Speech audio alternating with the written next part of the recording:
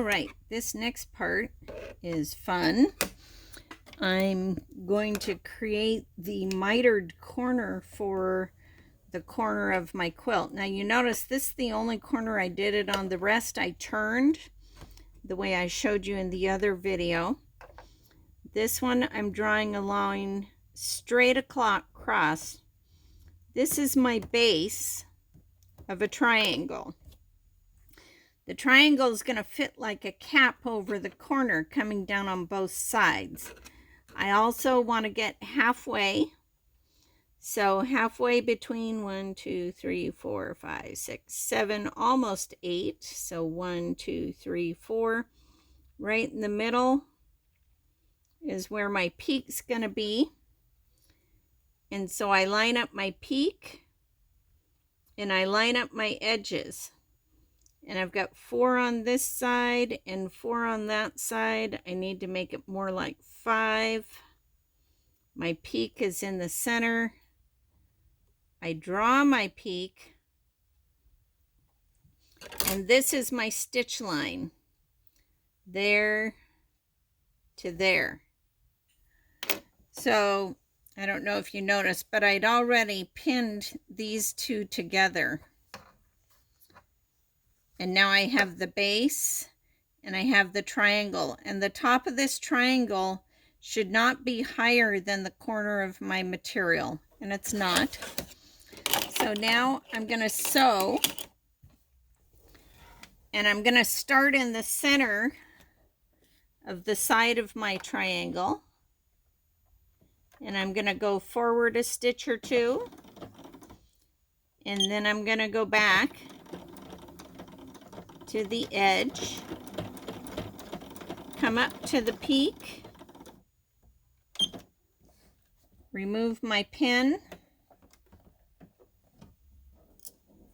lift the presser foot and pivot with the needle down, and I'm going to head to the edge where my fabric is sewn together at that nice square corner that I made when I was sewing the binding on. And I go just to there, and then I reverse. And that is my little cap on my binding.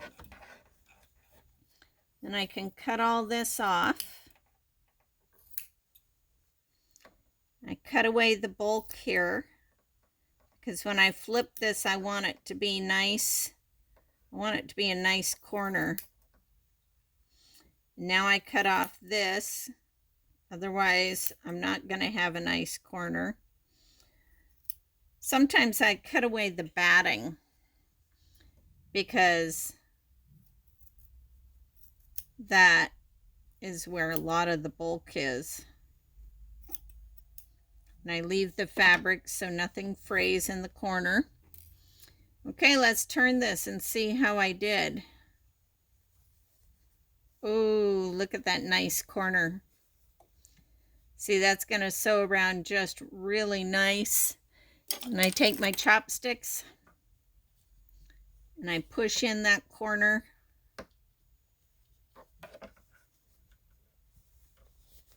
That gives me a really nice mitered corner. See how nice that looks? Yay, I'm happy with that. Okay, so now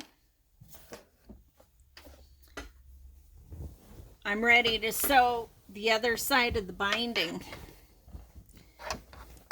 And some people pin, sometimes I pin, sometimes they don't. If I've ironed and it's really a nice crisp seam like this came out, all I'm going to do is flip this over, and you can feel this stitch line. You can feel this hem on the other side because you've got 2 layers of fabric and batting here, and over here you have 4 layers of fabric and batting there.